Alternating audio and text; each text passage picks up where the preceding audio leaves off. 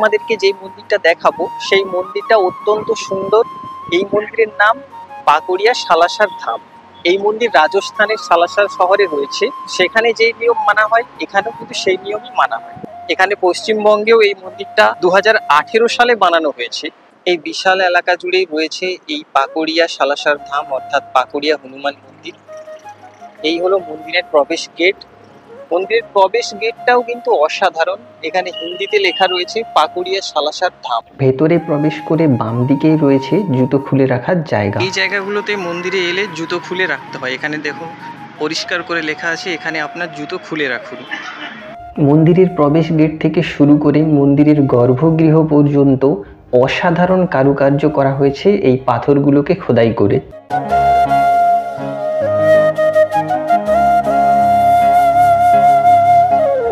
মন্দিরে ভক্তদের ভিড় কমানোর জন্য প্রবেশ এবং বাহিরের গেট আলাদা আলাদা করা হয়েছে। যেমন এখান দিয়ে প্রবেশ এবং এর বিপরীত পাশে রয়েছে বাহির।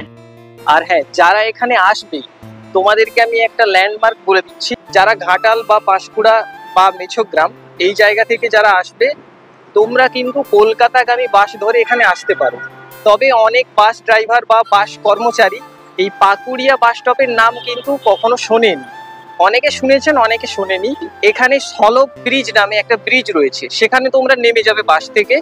তো সেখান থেকে মাত্র 10 টাকার বিনিময়ে তোমরা টোটোতে চড়ে এখানে চলে আসতে পারো। আর যারা কলকাতা বা হাওড়া থেকে আসবে তারা তো জানো, তবু বলে দিই, পাকুড়িয়াতে তোমরা নেমে যাবে। পাকুড়িয়াতে নেমে গেলে এই মন্দিরের তোমরা দর্শন পেয়ে যাবে।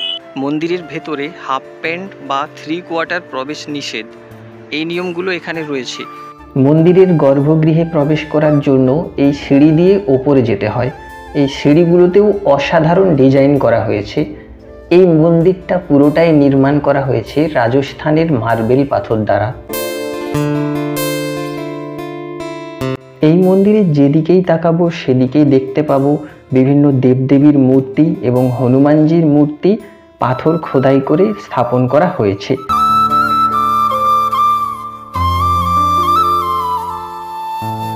এই মন্দিরে হনুমানজির মূর্তি অন্যান্য মন্দিরের থেকে আলাদা। এখানে হনুমানজির মূর্তিতে দাড়ি গোঁফ দেখা যায়। এই মন্দিরের দেওয়ালে কারুকার্যের মাধ্যমে বিভিন্ন রামায়ণের কাহিনীকেও বর্ণিত করা হয়েছে।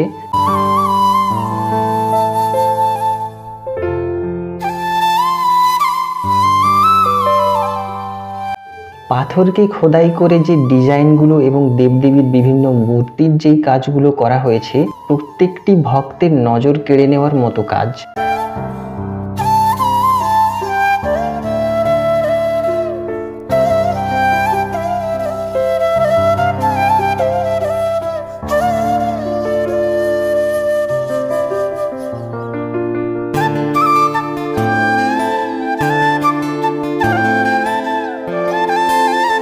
সত্যি একদম মন থেকে বলছি, এই মন্দিরটা একদম অপূর্ব।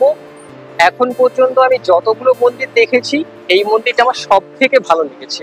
মন্দিরের বাম দিকেই রয়েছে একটি ধুনো মণ্ডপ, যেখানে কখনোই আগুন নেভে না। প্রতিদিনই এখান থেকে ধুনোর ধোঁয়া নির্গত হয়। এই মন্দির যেই দিক থেকেই দেখা হয় সেই দিক থেকেই অপূর্ব সুন্দর, এবং এই মন্দিরের শীর্ষভাগ অনেকটা দূর থেকেই দর্শন করা যায়।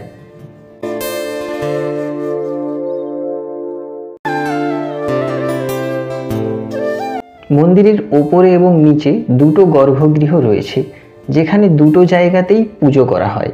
ওপরে রয়েছে রাম লক্ষ্মণ সীতামাতা এবং হনুমানজি, নিচে রয়েছে বাল হনুমান অর্থাৎ বালক হনুমান।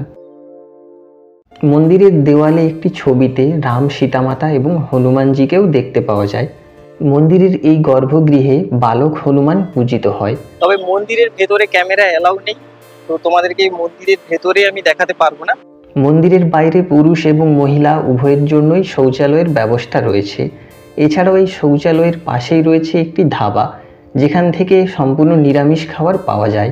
তবে এই মন্দিরে কোনো রকম ভোগ প্রসাদ বা কুপনের কোনো ব্যবস্থা নেই। আর যারা দূর থেকে আসবে থাকার কোনো রকম ব্যবস্থা নেই। এই মন্দির খোলার সময় ভোর 5:30 থেকে রাত্রি 8টা পর্যন্ত এই মন্দির খোলা থাকে। তো তোমরা যারা এই ভিডিওটা দেখছো কমেন্টে অবশ্যই জয় হনুমান, জয় শ্রীরাম অবশ্যই লিখবে। নেক্সট ভিডিও খুব তাড়াতাড়ি দেওয়ার চেষ্টা করব। সবাই ভালো থেকো।